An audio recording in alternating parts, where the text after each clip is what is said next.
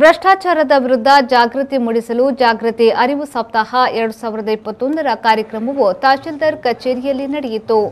ಕರ್ನಾಟಕ ಲೋಕಾಯುಕ್ತದ ಜಿಲ್ಲಾ ಪೊಲೀಸ್ ಅಧೀಕ್ಷಕ ಕುಮಾರಸ್ವಾಮಿ ಅವರು ಉದ್ಘಾಟಿಸಿ ಅಧಿಕಾರಿಗಳಿಗೆ ಪ್ರತಿಜ್ಞಾ ವಿಧಿಯನ್ನು ಬೋಧಿಸಿದರು. ಲೋಕಾಯುಕ್ತ ಎಸಿಬಿ ವಿಚಕ್ಷಣಾ ದಳದವರು ಕೇಸು ದಾಖಲಿಸಿರುವುದೊಂದಷ್ಟೇ ಸಾಧ್ಯವಿಲ್ಲ. ಜನರು ಸ್ವಯಂ ಸೇವಾ ಸಂಸ್ಥೆಗಳು ಜಾಗೃತಿ ಮೂಡಿಸಬೇಕು. ಸರ್ಕಾರಿ ಅಧಿಕಾರಿಗಳು ಬದ್ಧರಾಗಿರಬೇಕು.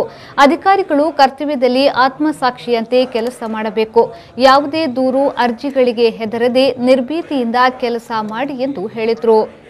ಕೇವಲ ಲೋಕಾಯುಕ್ತವಾಗಲಿ ಎಸಿಬಿ ಆಗಲಿ ಅಥವಾ ಇತರೆ ವಿಚಕ್ಷಣಾ ದಳಗಳಿಗೆ ಮಾತ್ರ ಸೀಮಿತವಲ್ಲ.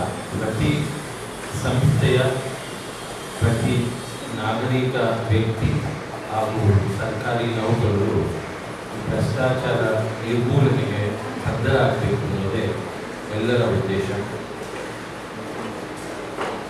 ಭ್ರಷ್ಟಾಚಾರ ಸದಾಚಾರದ ವಿರುದ್ಧವಾದ ಪದ.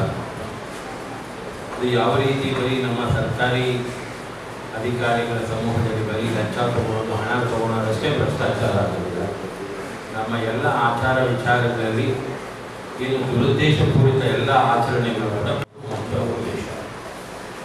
ಈ ನಿಟ್ಟಿನಲ್ಲಿ ಪ್ರತಿಯೊಬ್ಬರೂ ಸಹ ಇದು ಈ ವಾರ ಕೇವಲ ಇದರ ಒಂದು ತೀವ್ರತೆ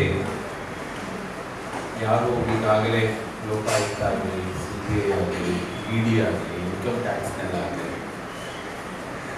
ಒಂದು ಪ್ರಕರಣನ ಅನುಭವಿಸಿ ಬಂದಿರ್ತಾರಲ್ಲ, ಅವರು ಮಾತ್ರ ಆ ವೇದನೆಯನ್ನು ತಹಶೀಲ್ದಾರ್ ಪುಟ್ಟರಾಜು, ತಾಲೂಕು ಪಂಚಾಯತ್ನ ಕಾರ್ಯನಿರ್ವಹಣಾಧಿಕಾರಿ ದಯಾವತಿ, ಕರ್ನಾಟಕ ಲೋಕಾಯುಕ್ತದ ಉಪಾಧೀಕ್ಷಕರಾದ ಕಲಾವತಿ ಕೆ ಉಪಸ್ಥಿತರಿದ್ದರು.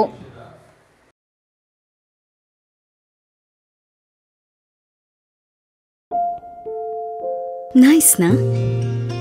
ಸಮೃದ್ಧಿ ಬ್ಯಾಂಗಲ್ ನಾನ್ ತಗೋತಿದ್ದೀನಿ.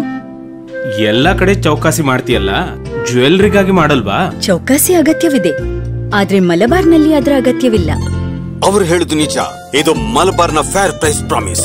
ಫೇರ್ ಮೇಕಿಂಗ್ ಚಾರ್ಜಸ್ ನಿಮ್ಗೆ ಹಾಗೂ ನನ್ಗೆ. ಇದರಿಂದ ನಮ್ಮೆಲ್ಲರಿಗೂ ಸಿಗುತ್ತೆ total value for money guaranteed. ಎಲ್ಲ ದಿನ ಹಾಗೂ ಎಲ್ಲ ಕಡೆ. Exactly. Malabar fair price promise. Fair making charges ಎಲ್ರಿಗೂ, ಎಲ್ಲ ದಿನವೂ ಹಾಗೂ ಎಲ್ಲ ಕಡೆಯೂ. Promise is a promise.